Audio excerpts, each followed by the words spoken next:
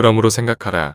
너희는 그때 육체로는 이방인이요 손으로 육체에 행한 할례를 받은 무리라 칭하는 자들로부터 할례를 받지 않은 무리라 칭함을 받는 자들이라. 그때 너희는 그리스도 밖에 있었고 이스라엘 나라 밖의 사람이라. 약속의 언약들에 대하여는 외인이요 세상에서 소망이 없고 하나님도 없는 자이더니 이제는 전에 멀리 있던 너희가 그리스도 예수 안에서 그리스도의 피로 가까워졌느니라. 그는 우리의 화평이신지라 둘로 하나를 만드사 원수된 것 곧 중간에 막힌 담을 자기 육체로 허시고 법조문으로 된 계명의 율법을 폐하셨으니 이는 이 둘로 자기 안에서 한 세 사람을 지어 화평하게 하시고 또 십자가로 이 둘을 한 몸으로 하나님과 화목하게 하려 하심이라. 원수된 것을 십자가로 소멸하시고 또 오셔서 먼 데 있는 너희에게 평안을 전하시고 가까운 데 있는 자들에게 평안을 전하셨으니 이는 그로 말미암아 우리 둘이 한 성령 안에서 아버지께 나아감을 얻게 하려 하심이라. 그러므로 이제부터 너희는 외인도 아니요 나그네도 아니요 오직 성도들과 동일한 시민이요 하나님의 권속이라. 너희는 사도들과 선지자들의 터 위에 세우심을 입은 자라. 그리스도 예수께서 친히 모퉁이 돌이 되셨느니라. 그의 안에서 건물마다 서로 연결하여 주 안에서 성전이 되어가고 너희도 성령 안에서 하나님이 거하실 처소가 되기 위하여 그리스도 예수 안에서 함께 지어져 가느니라. 오늘 종려주일은 예수님께서 예루살렘 성에 입성하신 날이거든요. 왜 예루살렘 성에 입성했을까요? 그래서 예수님께서 이제 얼마 안 있으면 십자가에 달려 죽으시기 위한 하나님의 계획이 있었기 때문입니다. 그리고 그 하나님의 계획 속에 십자가의 죽음만 있는 것이 아니라 십자가의 죽음과 더불어서 온 인류를 구원하시기 원한 부활의 놀라운 역사를 이루시기 원하시는 하나님의 선하신 계획이 있는 것입니다. 그 부활을 통과하려면 먼저 무엇을 통과해야 되냐 하면 십자가라고 하는 것을 우리는 통과해야 됩니다. 여러분, 이제 우리 어린이들도 있고 학생도 있고 청년도 있고 우리 장년도 있는데요. 여러분이 이제 인생을 살아가다 보면 여러분께서 지금 힘들고 어려운 일들이 있잖아요. 근데 살면 살수록 어렵고 힘든 일이 더 많아질 수 있습니다. 그러면 우리가 신앙을 갖는다고 하는 것은 어떤 의미냐 하면 우리가 살면 살수록 더 힘들고 어려운 세상을 살아갈 것인데 우리가 신앙을 가지고 있다고 하는 의미는 바로 그 더 힘들고 어려운 일들을 만난다고 하더라도 그거를 이겨나갈 수 있는 힘과 능력이 예수 그리스도 안에 있다고 하는 것을 의미합니다. 그러니까 힘든 일이 없다는 게 아니에요. 고난이 찾아오지 않는다는 것이 아니에요. 중요한 포인트는 그것을 이겨나갈 수 있는 힘과 그것을 이겨나갈 수 있는 지혜가 하나님으로부터 저와 여러분들에게 주어진다는 것입니다. 오늘은 2장 11절에서부터 22절까지 오늘 말씀을 저희들이 읽어보았는데요. 특별히 11절, 12절 두 절 말씀만 가지고서 오늘 말씀의 은혜를 나누려고 합니다. 제가 11절을 한번 읽어보도록 하겠습니다. 그러므로 생각하라. 한번 따라서 하겠습니다. 그러므로 생각하라. 예배라고 하는 것이 무엇이냐 하면 생각하는 거예요. 인생을 그냥 살아가는 사람들에게 신앙이 무엇인지 한번 생각해 보라는 거예요. 바쁘게 다람쥐 쳇바퀴 돌듯 살아가는 그러한 사람들에게 땅만 바라보고 살지 말고 하늘을 바라보며 살 수 있는 그런 생각을 한번 해보라는 거예요. 돈만을 위해서 살아가는 사람들에게 돈이 인생의 전부가 아니라 또 다른 인생에 더 중요한 가치가 있다는 것을 한번 생각해 보라는 거예요. 한번 따라서 하겠습니다. 그러므로 생각하라. 한번 생각해 보는 거예요. 저와 여러분이 오늘 왜 여기 왔는지 한 번 더 생각해 보는 거예요. 그리고 오늘 종려주일이라고 하는데 종료주일이라고 하는 의미가 무엇인지 한 번 더 생각해 보는 거예요. 오늘 종료주일을 지나게 되면 한 주간을 고난주간이라고 하는데 이 고난주간의 의미를 우리가 한 번 더 생각해 보자는 거예요. 그리고 다음 주일에 부활주일이 찾아오는데 부활주일에는 계란을 나누어 주고 예수님이란 분이 십자가에 죽으셨다가 다시 살아났는데 그것이 나의 인생과 나의 삶과 어떤 연관이 있는지 한번 생각해 보라는 거예요. 그것이 아주 중요한 거예요. 그냥 아무 생각 없이 살아가려고 하는 우리들에게 성경은 오늘 뭐라고 말씀하시냐 하면 그러므로 생각하라 라고 말씀하시는 거예요. 여러분, 원래 하나님께서는 한 백성을 선택을 하셨는데 어느 나라 백성을 선택을 하셨냐 하면 이스라엘 백성을 선택을 하셨어요. 그러니까 한국이나 일본이나 필리핀은 하나님께서 선택하신 백성이 아닌 거예요. 하나님이 선택하지 않은 백성을 성경에서는 뭐라고 불렀냐 하면 이방인이라고 불렀어요. 이방인. 이방인이라고 하는 것은 우리와 상관없는 사람이란 뜻이에요. 좀 더 쉽게 설명하면 여러분 가족이 있죠. 여러분의 가족이 있잖아요. 그러면 여러분의 가족이 아닌 사람은 이방인 가족인 거예요. 그러니까 신앙 안에서 이스라엘 백성들은 하나님을 믿는 백성이었잖아요. 처음에는 이스라엘 백성들만 하나님을 믿었단 말이에요. 그러니까 이스라엘 백성들만 하나님의 백성이었고 이스라엘 백성이 아닌 다른 모든 나라의 사람들은 이방인 백성이었던 거예요. 그래서 이방인이라고 생각을 했어요. 하나님께서 이스라엘 백성들을 선택하신 것에 대해서 이스라엘 사람들은 아주 자부심이 커요. 근데 거기까지는 좋아요. 근데 문제는 뭐냐 하면 하나님이 자신을 이스라엘 백성들을 선택하셨다고 하는 자부심이 너무 크기 때문에 오히려 하나님이 선택하지 않은 다른 백성들, 이방인이라고 그랬잖아요. 이방인들을 멸시하고 무시하는 데 문제가 생기는 거예요. 그리고 하나님께 선택받은 선민이라고 하는 이스라엘 백성들이 하나님을 마음의 중심으로부터 온전히 믿는 것이 아니라 외적인 율법만 지키는 사람으로 바뀌어졌다는 거예요. 거기에 문제가 생기기 시작을 하는 거예요. 그래서 하나님께서는 태초부터 이스라엘 백성들을 선택하시면서 이스라엘 백성들을 통해서 이스라엘 백성들이 아닌 온 인류를 구원하기 위한 계획을 갖고 계셨어요. 그러니까 먼저 이스라엘 백성을 선택하셨지만 이스라엘 백성에게서 끝나는 것이 아니라 그 하나님을 향한 하나님께서 온 인류를 향한 그 모든 구원의 계획을 우리 온 인류를 향한 구원의 계획을 가지고 계셨던 것이죠. 근데 이스라엘 백성들은 그것을 인정하지 못했어요. 왜 다른 나라 백성들을 우리가 신경 써야 되는 거죠? 왜 다른 나라 사람들을 우리가 그렇게 뭔가를 위해서 생각을 해야 되는 거죠? 우리는 우리만 잘 되면 되는 거 아닌가요? 우리만 하나님의 백성이면 되는 것 아닌가요? 우리는 우리만 하나님의 백성으로 알고 있습니다라고 하면서 그 하나님께서 이방인을 향해서 복음을 전하라고 하는 메시지를 무시하고 멸시하고 더 이상 다른 사람을 향한 하나님의 사랑을 전파하지를 않았어요. 오늘 11절 말씀을 제가 한번 읽어볼게요. 그때에 육체로는 이방인이요 손으로는 육체에 행한 할례를 받은 무리라 칭하는 자들로부터 할례를 받지 않는 무리라 칭함을 받은 자들이라. 이방인이 바로 이스라엘 백성이 아니요 이스라엘 백성인 표시가 아주 중요한 게 하나 있어요. 그게 뭐냐면 난지 8일 만에 할례를 받아요. 여러분 할례가 무엇인지 알아요?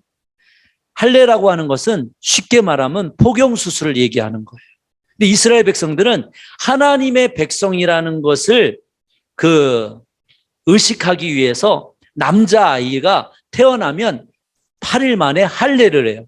그래서 이 사람은 이제 하나님의 선민이 되었습니다라고 하는 의식을 치르는 거예요. 그러니까 난지 8일 만에 할례를 해야지만 이스라엘 백성이 그 어떤 하나님의 선민의 의식에 들어가게 되는 거예요. 그런데 이방인들은 첫 번째로 이스라엘 백성이 아니잖아요. 그렇죠? 두 번째로 할례를 받지 않은 사람들이잖아요. 이스라엘 규례에 따라서 그 의식을 치르지 않은 사람이니까 이방인이라는 거예요.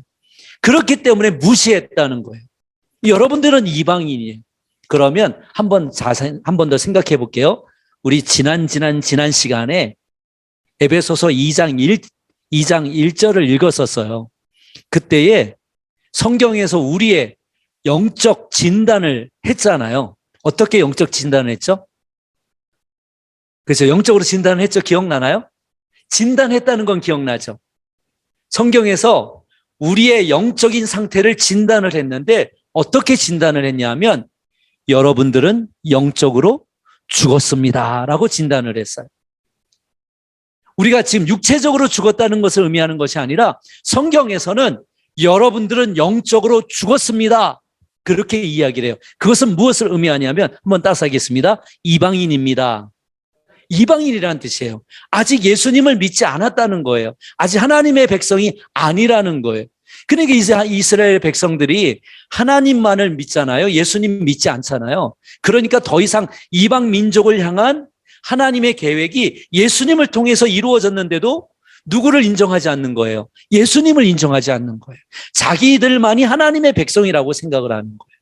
근데 하나님께서는 예수님을 통해서 온 인류를 향한 구원의 계획을 갖고 계셨기 때문에 예수님을 이 땅에 보내주시고 고난당하게 하시고 십자가에 죽게 하시고 부활하게 하신 거거든요. 그 예수님을 믿는 사람들은 다 하나님의 백성이 될 수 있다고 성경은 얘기해 주고 있어요. 영접하는 자, 곧 그 이름을 믿는 자들에게는 하나님의 자녀가 되는 권세를 주셨으니라고 말씀해 주고 있는 거예요.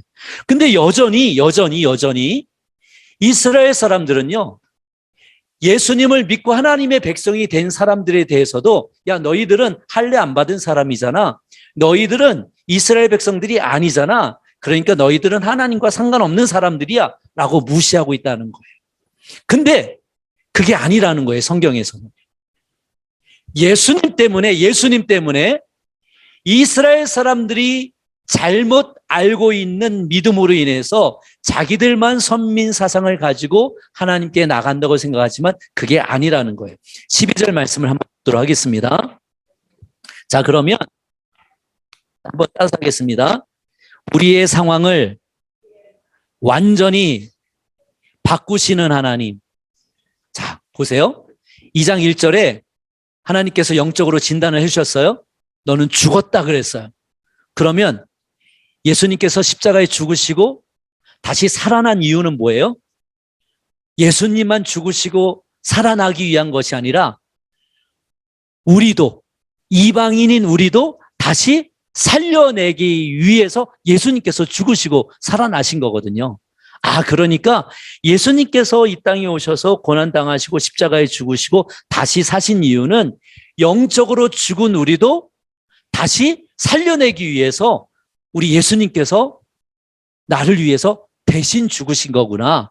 그래서 왜 우리가 죽었는지, 왜 우리가 그 이전에는 이방인이라고 하는지를 12절 말씀 속에서는 이야기를 해주고 있는 거예요. 제가 한번 읽어볼 테니까 잘 들어보세요. 첫 번째, 그때에 너희는 그리스도 밖에 있었고. 자, 저를 보세요. 첫 번째 뭐라고 그랬어요? 여러분들은 그리스도 밖에 있었습니다. 그러니까 여러분들은 예수님 믿기 전에는 예수 안에 있는 사람이 아니라 예수님 밖에 있었던 사람이라는 거예요. 그러니까 교회에 대해서 잘 모르죠. 신앙에 대해서 잘 모르죠. 하나님에 대해서 잘 모르죠. 그런데 이제는 그리스도 밖에 있었던 사람들이 어디로 들어온 거예요? 그리스도 안으로 들어온 거예요. 이게 바로 우리가 완전히 바뀌어진 인생을 살아가는 데 있어서 아주 중요한 포인트라는 거예요. 그래서 여러분 보세요. 내가 예수님을 믿는다고 하는 것은 내가 인생에 있어서 아주 중요한 터닝 포인트가 된다는 거예요. 전에는 그리스도 밖에 있었던 사람인데 이제는 그리스도 안에 있는 사람으로 바뀌어졌다는 거예요. 완전히 다른 인생을 살아가는 시작점에 있다는 거예요. 여러분 보세요. 자, 보세요. 여러분이 아직 이 세상에 태어나지 않았을 때가 있어요. 그렇죠.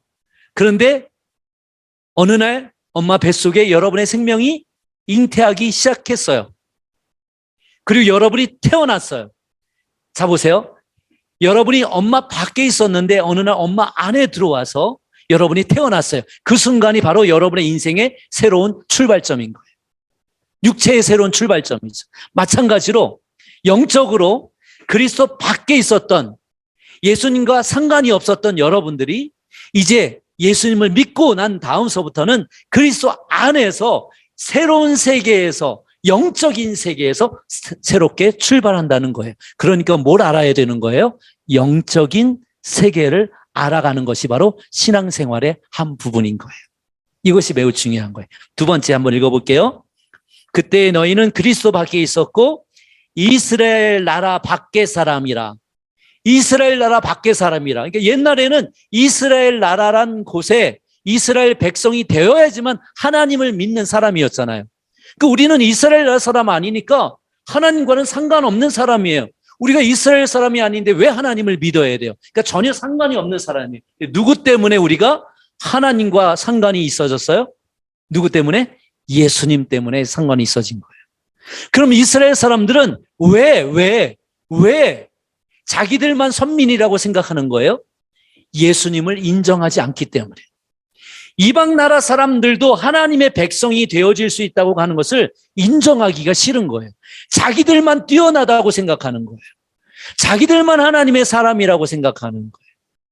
그러니까 이 이스라엘 백성이 아닌 사람들에 대해서 무시하고 멸시하고 자기들만이 최고라고 생각하는 선민의식이 이스라엘 사람들에게 있는 것이죠. 그러나 우리는 예수님 때문에 이제는 육체적인 이스라엘 나라 안에 있는 것이 아니라 보이는 육체 나라 안에 있는 것이 아니라 보이지 않는 영적 이스라엘이라고 하는 나라의 하나님 나라의 백성으로 바뀌어진 거예요. 그러니까 우리의 신분은 이제 육체적으로는 여러분은 국적이 어디예요? 코리안, 필리핀 이렇게 속해 있는 거잖아요. 그렇죠. 그러나 영적으로는 이제는 여러분들은 하나님 나라에 속한 하나님 나라의 시민이라는 거예요. 영적으로요. 그러니까 저와 여러분은 이제 여기 필리핀 사람도 있고 한국 사람도 있고 그러잖아요. 그러니까 전에는 저하고 상관없는 사람이었어요. 그런데 이제 신앙 안에서 예수님 안에서 이제 만나서 이제는 우리는 하나님 나라의 한 백성, 한 가족, 한 시민이 되었다고 성경에서는 얘기를 해주고 있는 거예요. 그래서 저와 여러분들은 영적인 의미에서 한 가족이고 한 백성이고 한 시민인 거예요. 자, 우리 옆에 있는 분들을 보고 인사하겠습니다. 저와 당신은 나의 가족입니다.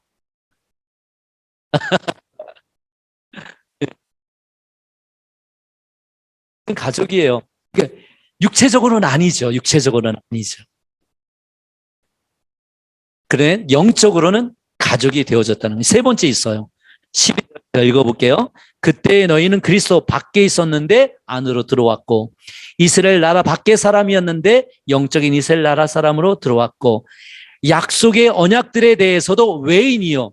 그러니까 하나님의 축복의 그런 모든 것들이 우리와는 이방인들하고는 상관이 없었다는 거예요.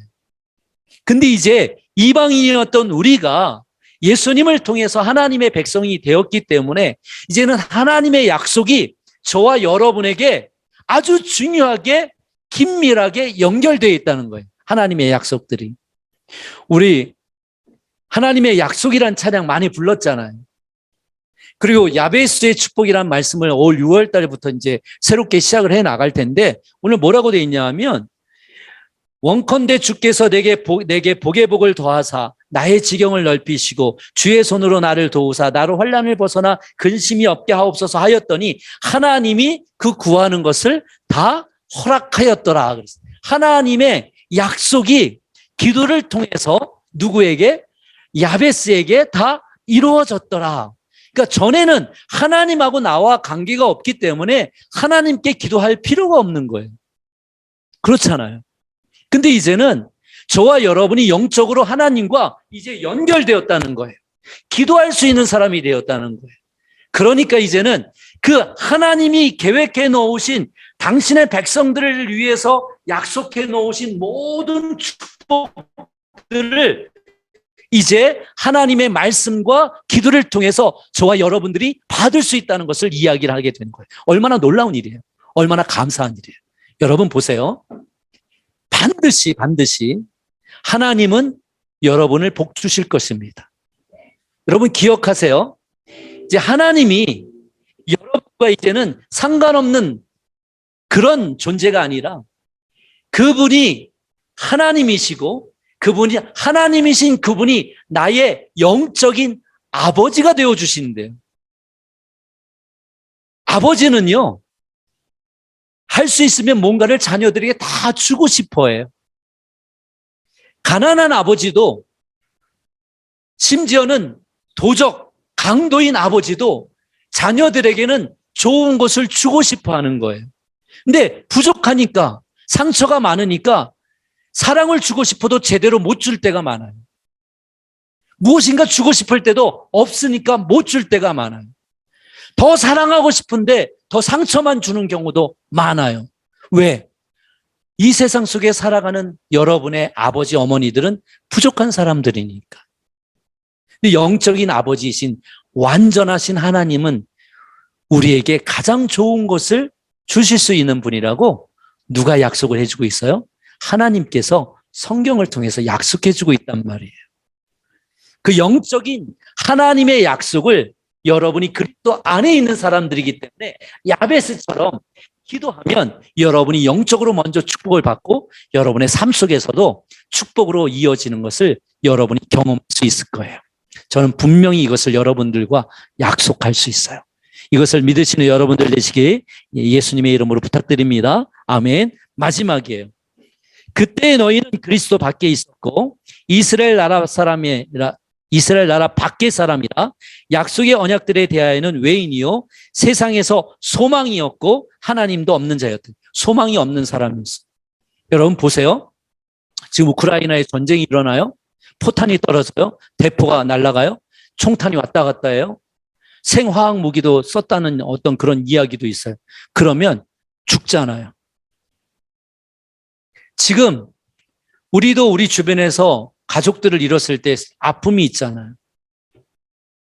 또 오늘 제가 어젯밤에 어떤 소식을 들었냐 하면 지금 필리핀에 제가 잘 아는 우리 선교사님 지역에 불이 났대요. 그 지역이 다 불타버렸어요. 근데 교회만 불이 타다가 딱 멈춰버렸어요. 교회만 불이 나지 않았어요. 피해가 크잖아요. 그럼 그 사람들 어떻게 해요? 그리고 제가 어제 이 딸리사이라는 곳에 제가 내려갔었어요. 딸리사이에 내려갔는데 2019년 1월 달에 화산이 폭발했잖아요. 그럼 벌써 몇 년이 지났어요. 2020년, 2021년, 2022년 벌써 3년이 지나갔잖아요. 근데 한 아이를 신방하기 위해서 갔는데 그 아이가 계속해서 저희를 인도하는데 좀만 더 가면 돼요. 조금만 더 가면 되는데 계속해서 차를 타고 내려가는 거예요. 그 아이는 걸어서 저 밑에 딸리 사이에서 이 따가이따이까지 올라오는 거예요. 그래서 저는 가까이에 집이 있는지 알았어요. 말라빛이라고 그래요. 그래서 정말 가까운 줄 알았어요. 근데 차를 타고 왔는데도 계속 내려가는 거예요. 더 가야 돼? 좀 더 가면 돼요. 가까워요. 얼마 안 남았어요. 말라빛 계속 얘기하는 거예요. 근데 저 밑에까지 내려가는 거예요. 여러분, 그 밑에서 그 정상까지 걸어서 올라오려면 어느 정도 시간이 걸리겠어요. 근데 그 아이는 말라빛이라는 표현을 썼어요. 그리고 집으로 갔는데 집으로 인도하는 것이 아니라 집이 여전히 이바큐에이션 센터, 재난센터. 그러니까 화산으로 인해서 집을 잃어버려서 아직도 이바큐에이션 센터에서 살아가는데 천으로 이렇게 나누어서 그렇게 살아가고 있더라고요. 할아버지, 할머니, 엄마, 아빠는 도망가 버리고 그리고 딸 둘, 아들 둘 그렇게 살아가고 있는데 15살짜리가 물건을 팔기 위해서 그렇게 하나만 그 기념품을 팔고 있었던 거예요.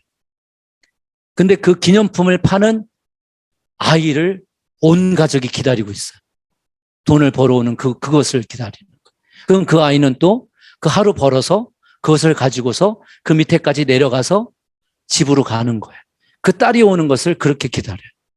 엄마는 뭐하고, 할머니는 뭐하고, 할아버지는 뭐하고, 그냥 누워서 있더라고요, 다. 15살짜리가 그렇게 생계를 유지하고 있어요.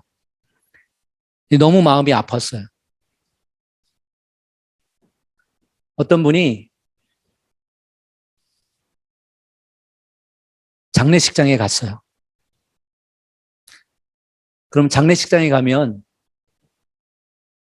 눈물이 있는 곳이잖아요. 사랑하는 가족이 죽으면 그 가족들은 사랑하는 가족을 잃은 슬픔 때문에 눈물을 흘릴 수밖에 없죠. 안타까워할 수밖에 없죠. 그러면 목사인 저도 사실은 장례식장을 많이 가게 되는데 장례식에 가서 뭐라고 위로의 말씀을 드려야 될지 모를 때가 가끔 있어요. 어떨 때는 가만히 등만 두들겨 주다 오는 때도 있어요. 어떨 때는 같이 예배 드리고 같이 찬양하고 말씀으로 위로해 주고 올 때도 있어요.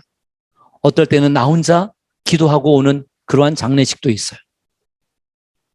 어떤 분이 자녀가 죽은 그 어머니를 위로하는 거예요. 많이 슬프시겠어요. 슬프지만 힘을 내시기를 바랍니다. 이젠 자녀에 대한 소망이 더 이상 없는 거잖아요. 그런데 그 어머니가 이 위로하는 이 사람에게 뭐라고 얘기를 하냐면, 이제는 저는 내 자녀에 대한 과거에 대한 추억과 생각은 이제 저에게 정말 지나간 하나의 추억에 불과합니다. 이제는 제 자녀에 대한 과거에 대한 소망은 더 이상 없습니다. 그런데 저에게는 자녀에 대한 생각은 잊혀질 수 있고 추억은 희미해질 수 있지만 저에게는 한 가지 확실한 것이 있습니다. 그것은 무엇이냐 하면 천국에서 내 자녀를 만날 수 있다고 하는 확실한 소망입니다. 예수님 밖에 있는 사람들은요, 죽으면 다시 만날 수 있다고 하는 소망이 없어요. 없어요. 그런데 예수님 안에 있는 사람들은 이 땅에서 헤어진 것은 너무나 슬프고 안타깝지만 어떤 소망이 있냐 하면 내가 사랑하는 사람들과 눈물도 없고 아픔도 없고 상처도 없고 고통도 없는 그 하늘나라에서 만날 수 있다고 하는 소망이 있어요. 바로 지금 그것을 얘기하는 거예요. 이전에는 육적으로 죽었기 때문에 허물과 죄로 죽었기 때문에 그런 소망을 가질 수 없는 사람이었는데 이제 저와 여러분이 교회를 다닌다고 하는 것은 이제 저와 여러분이 예수님을 믿는다고 하는 것은 그리스도 안에 있기 때문에 이제 내가 사랑하는 사람이 어떤 불의의 사고로 원치 않은 질병으로 내가 생각지 못하는 때에 죽는다고 할지라도 이 땅에서의 헤어짐은 슬프고 안타까울 수 있지만 어떤 소망이 있다는 거예요? 저 세상 하늘나라에서 더 완전한 모습으로 만날 수 있다고 하는 소망이 있다고 하는 거예요. 저는 그것을 믿어요. 그래서 저는 제 자녀들에게 이런 이야기를 몇 번 한 적이 있어요. 내가 죽어도 너무 많이 슬퍼하지 말라고요. 아빠를 이 땅에서 만나지 못하는 안타까움은 있지만은 내가 죽은 것 때문에 너무 많이 슬퍼하지 말라.